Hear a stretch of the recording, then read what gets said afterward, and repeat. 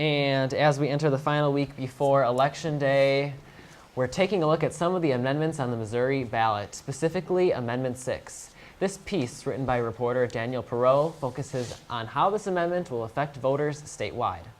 If voters approve Amendment 6 on Election Day, Missouri Secretary of State Jason Kander estimates that 220,000 Missouri voters might be disenfranchised for the next election.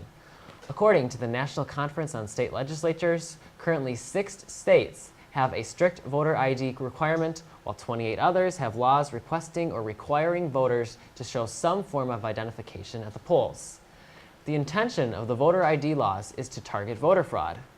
In a forum featuring Missouri House of Representative candidates, District 45 Representative Kip Kendrick took a stand against it. This is a solution in search of a problem, and you guys should be very concerned about this. A study by Loyola law professor Justin Levitt found only 31 credible incidents of voter fraud out of more than 1 billion ballots in the United States between the years 2000 and 2014.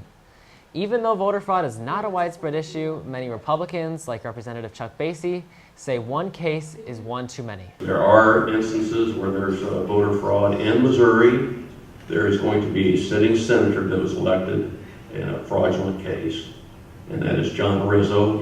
According to the Columbia Missourian, Rizzo's aunt and uncle, John and Clara Moritania, pled guilty to allegedly identifying themselves as Kansas City residents in order to vote for their nephew.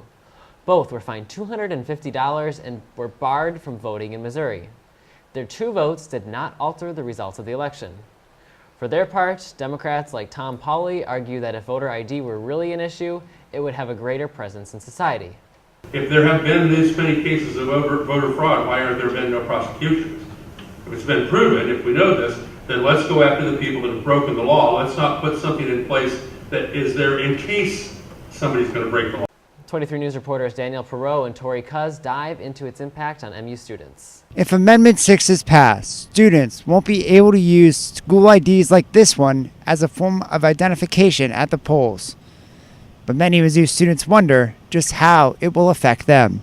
Students, especially out-of-state students, will no longer be able to vote here in Columbia and Boone County, and that's pretty important. You know, when you're here as a student, you want representatives that are going to Jefferson City and representing you as an MU student, and if over a third of our student population is no longer allowed to have a voice in that decision, that's a big concern for us. It won't disenfranchise all out-of-state students, but if Amendment 6 is passed, out-of-state driver's licenses will no longer be accepted as a valid form of identification at the polls. Either they have to take time out of their class schedule to go and get a photo ID from the state of Missouri, and who knows what that might require of them proving residency here in the state, which could impact their scholarships that they're getting at the university, their taxes that they're paying, the taxes that their parents are paying. This is not the state of Missouri's first time around the track. After the original voter ID law was passed in 2002, a 2006 attempt at making the law stricter was struck down by the Missouri Supreme Court. But this go-around may be different. So this year and the second go-around, basically in the bill, there's a provision that the state will have to pay for any documents that anyone needs to obtain that photo identification and sort of ease the process that way. And if the state and the General Assembly doesn't allocate enough funds to pay for people to get those documents, then people won't be required to show a photo ID at the polls. Just days from Election Day, the fate of Amendment 6 now lies in the hands of voters who have final say over whether or not the bill passes or fails. For 23 News, I'm Daniel Perreault with Tori Cuz. If you liked the video you just watched and you want to see more like it, go to mutv.missouri.edu for full-length shows and similar content.